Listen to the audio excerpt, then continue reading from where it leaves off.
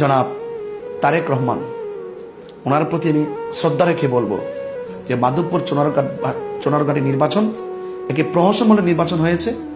একটি জবরদখল কেন্দ্র দখল করে আধিপত্যের পেশি শক্তির মাধ্যমে মানুষের অধিকারকে হরণ করা হয়েছে। আপনি এই বিষয়টি অবশ্যই গুরুত্বের সাথে দেখবেন।